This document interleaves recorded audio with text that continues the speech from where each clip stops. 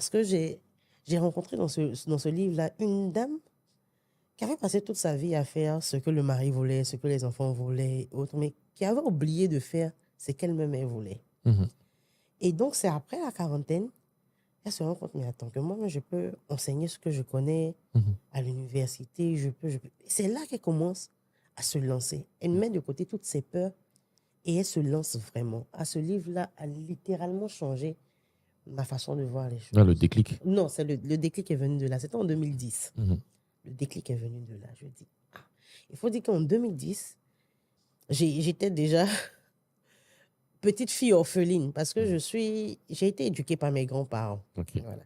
Donc, en 2008, j'ai perdu ma grand-mère. En 2009, j'ai perdu mon grand-père. Quand ces deux-là sont partis, là, j'ai compris que si je ne me battais pas, ça n'allait pas être évident pour moi-même. Parce que c'était les deux qui étaient les figures paternelles de ma vie.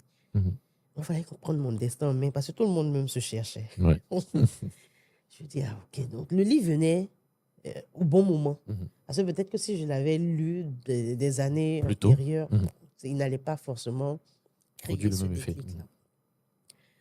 Donc, j'ai commencé à avoir une routine matinale très sérieuse. Si le matin, je me réveille, si j'ai une prière à faire, je la fais, je pars à la messe. Quand je reviens à la maison, je ne reste pas couché. Je travaille sur quelque chose, j'écris, je fais quelque chose du rangement, mais en tout cas, j'ai commencé à très bien utiliser mes journées.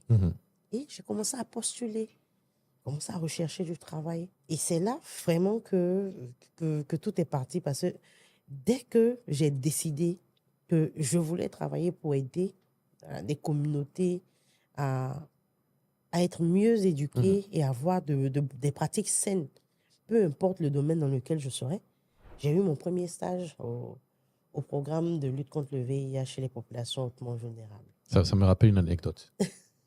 Non, je t'assure. que tu vas me raconter. Oui, que j'ai envie de te raconter là tout de suite. En fait, le fait que tu dises que c'est parce qu'à un moment, tu as voulu aider que tu as eu ton premier stage, moi, c'était pareil. Je recherchais un stage. Et puis, je me suis dit, non, je pense non, je voulais même être embauché. Parce que le stage était fini. Donc, je recherchais, je dis, bon, ok, j'ai fait un stage pendant un certain temps. Bon, moi, les histoires de... J'ai pas envie de prier pour avoir un boulot. Qu'est-ce que je fais? Et puis, un jour, je suis là. Je descends je pense, de mon stage. C'était la fin, là, donc je reviens.